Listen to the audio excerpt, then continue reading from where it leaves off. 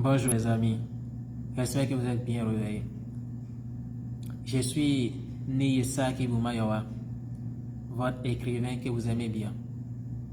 Ce matin, je veux partager avec vous trois qualités nécessaires, fondamentales, indispensables, qui vont vous aider dans votre carrière d'écrivain. Vous avez, si je peux dire, l'obligation de travailler ces qualités-là et d'en faire votre nature même. Pas une seconde nature, votre nature originale même. Alors, la première qualité qu'il faut avoir, c'est la patience. La patience. On sait que la patience est nécessaire dans tous les aspects de la vie. Mais quand on parle d'écrire, ça demande encore beaucoup plus de patience. Ça prend du temps, ça demande de l'énergie, ça demande de la concentration. Pouvoir travailler son imagination, créer des personnages, leur donner des caractères, les caractéristiques, les noms, les problèmes, les solutions, les qualités, les défauts, tout ça, ça demande du temps, de l'énergie et du travail. Donc, soyez patient. Ne soyez pas pressé. La patience, c'est la première chose qu'il faut avoir. La deuxième chose, l'observation. L'observation. Regardez autour de vous. Qu'est-ce qui se passe? Regardez les gens. Comment est-ce qu'ils marchent? Comment est-ce qu'ils se déplacent? Les arbres, les oiseaux, la nature. Observez tout ça. Et quand vous observez, essayez de décrire dans votre esprit ce que vous voyez.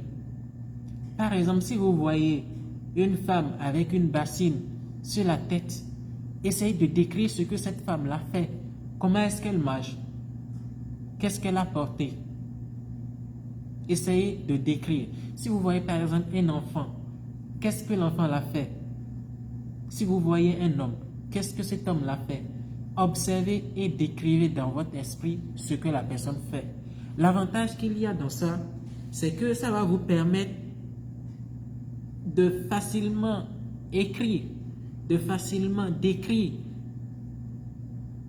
Si dans votre histoire, par exemple, il faut que quelqu'un fasse quelque chose et que vous avez déjà vu la chose dans la vie réelle, que vous avez observé bien comment ça s'est passé, ce sera beaucoup plus facile pour vous de le décrire dans le roman. Donc, observez attentivement les gens. C'est très important. La troisième chose, l'écoute. Quand vous êtes écrivain, vous écoutez 9 fois et vous parlez une seule fois. Je dis bien, vous écoutez 9 fois et vous parlez une seule fois. Écoutez les gens. Comment est-ce que les gens s'expriment? En fonction de leur statut, en fonction de leur âge, en fonction de leurs travaux, en fonction de leurs occupations. Un enfant, comment est-ce qu'il s'exprime? Comment est-ce qu'il parle? Quelle est sa manière de parler? Le ton de sa voix. Une jeune femme, une jeune fille, un jeune homme, une maman, un papa, un vieillard, quelqu'un qui travaille déjà, un chômeur. Comment est-ce qu'il parle?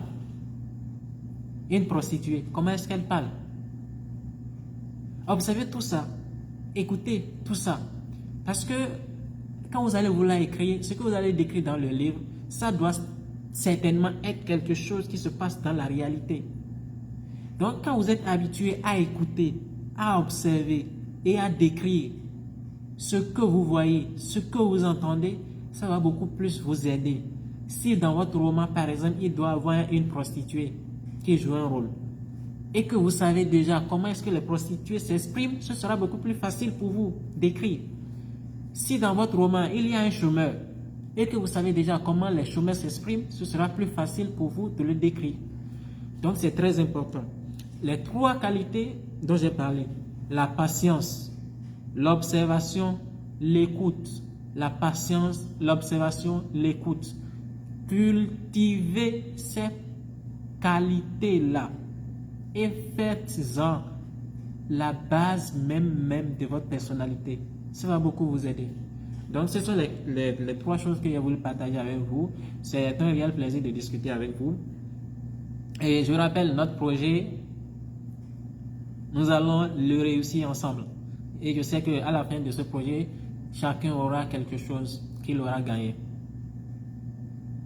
Mon nom est Niyi Mayowa. Je suis béninois. Je n'ai point de limite. J'espère vous parler très bientôt. À la prochaine. Ciao.